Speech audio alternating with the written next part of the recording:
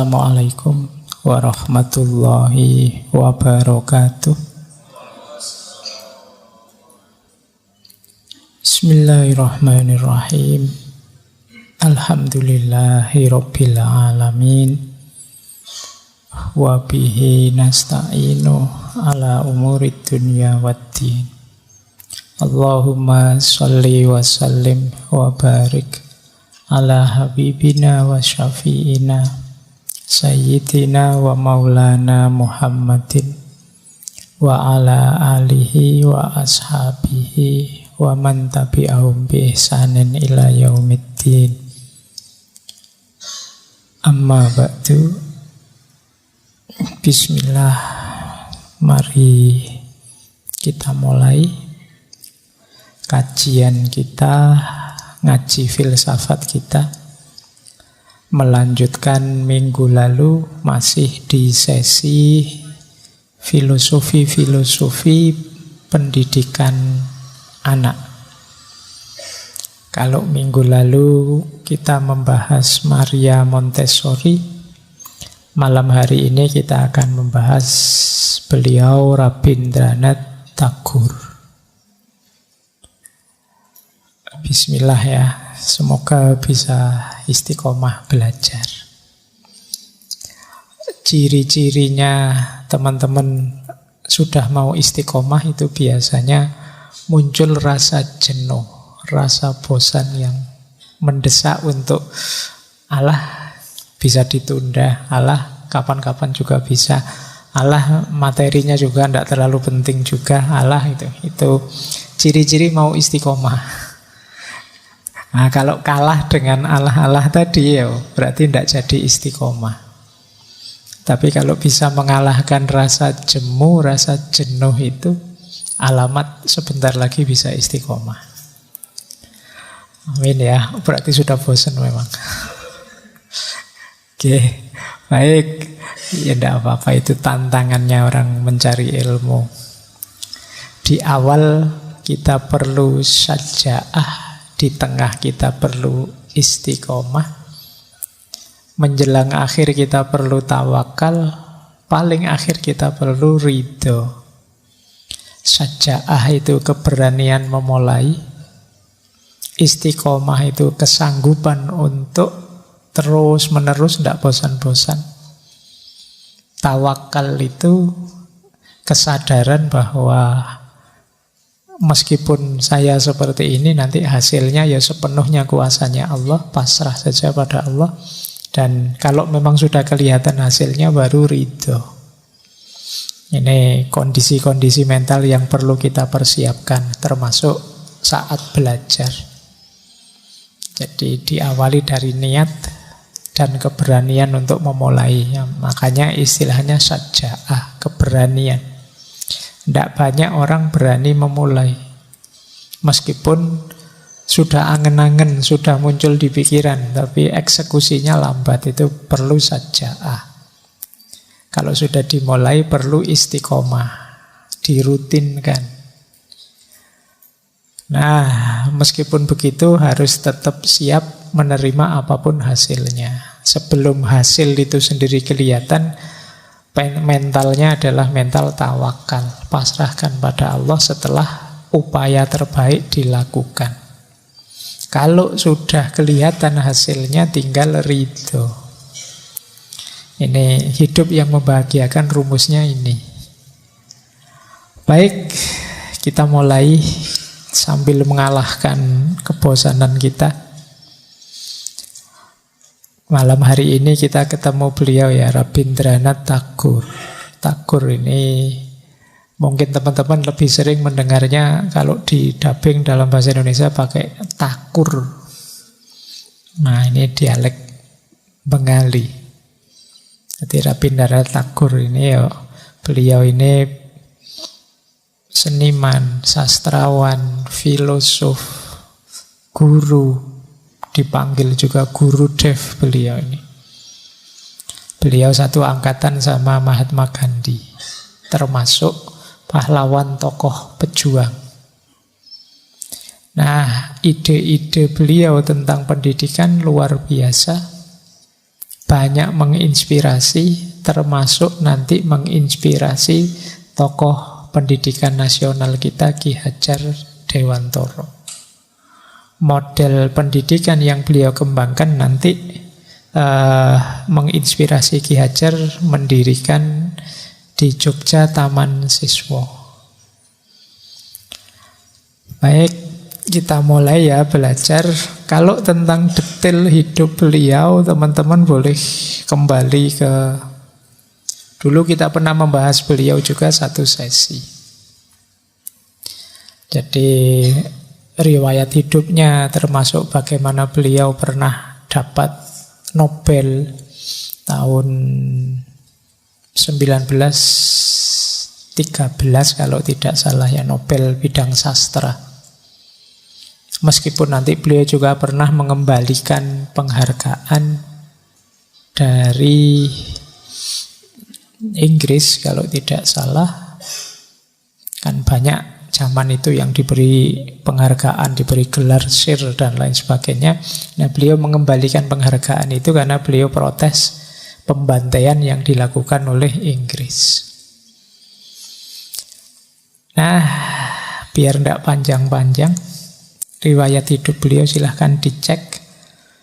Wajah beliau seperti apa tidak saya bawa malam hari ini, ya googling sendiri atau merujuk kajian sebelumnya.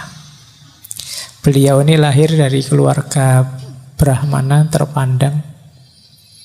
Beliau sendiri ya lebih banyak aktif nanti di bidang perjuangan, khususnya ranah pendidikan. Kita mulai dari sini sekarang. Nambah teori sebentar, biar teman-teman nambah wawasan. Jadi ada dua aliran dalam dunia pendidikan yang menurut saya dua-duanya bagus meskipun caranya berbeda. Yang kita bahas minggu lalu dan minggu ini itu alirannya namanya naturalisme. Termasuk Tagore ini aliran naturalisme.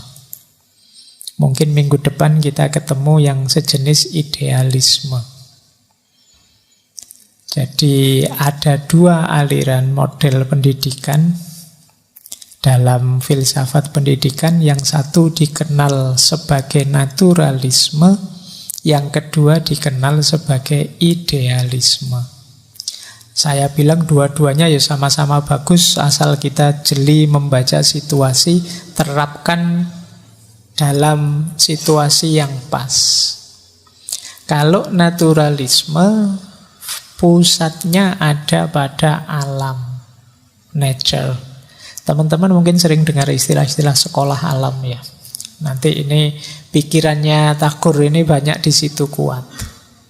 Sementara kalau idealisme itu fokusnya pada mind, pada pikiran, gagasan, ide, penanaman gagasan, itu idealisme.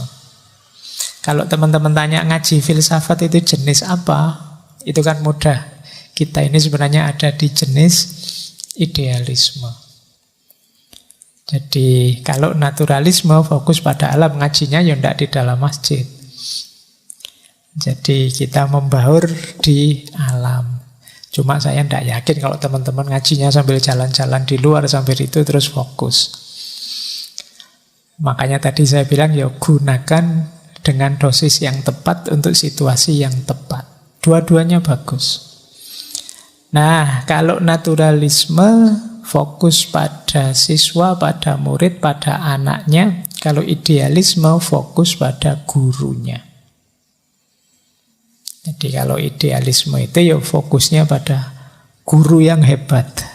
Nah, kalau di naturalisme lebih pada bagaimana muridnya bisa aktif. Zaman dulu saya sekolah SD itu terakhir-terakhir ada istilah di Indonesia ini CBSA, cara belajar siswa aktif. Siswanya yang disuruh aktif. Ya meskipun saya bilang minggu lalu ya sebenarnya ya model ngajarnya sama saja. Tapi istilah kurikulumnya agak berbeda. Nah, jadi ini kalau naturalisme fokus pada murid.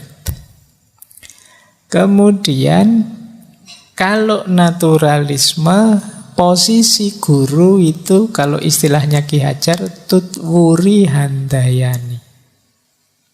Guru tidak terlalu cerewet, apalagi kayak saya ini ngomong 2 jam itu sangat tidak natural. Jadi yang pinter saya terus. Makanya sering saya bilang, saya itu terima kasih dengan teman-teman, dengan kalian yang masih setia mendengarkan ngaji filsafat, karena membuat saya tambah pinter. Saya kan terpaksa harus belajar, terpaksa harus membaca setiap kali mau ada sesi. Kalau kalian kan santai-santai aja. Paham, tidak paham, suka-suka saja kan. Kalian tidak paham, ya wis, paham, ya wis. Kalau saya kan tidak bisa begitu. Jadi kalau ada yang tanya, yang paling diuntungkan pertama itu ya saya. Karena ini model teacher center. Jadi yang jadi center yang ngajar. Makanya anggap saja ini model yang idealis tadi. Tapi ya tidak apa-apa, meskipun sedikit-sedikit semoga teman-teman bisa ngambil manfaatnya lah. Ya wis. Anggap saja ini kalian lagi males baca buku terus saya membacakan gitu aja ya. Baik, jadi ini ciri selanjutnya. Jadi kalau di model naturalis, guru itu tutwuri handayani. Dia hanya ngomong saja.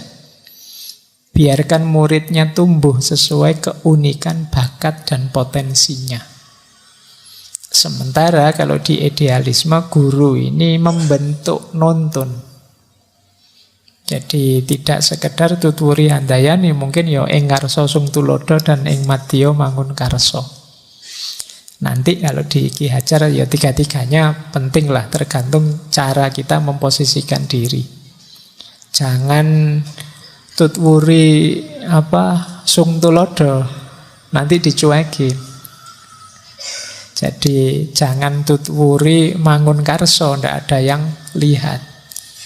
Maka kalau tutwuri ya handayani, memberdayakan pelan-pelan dari belakang.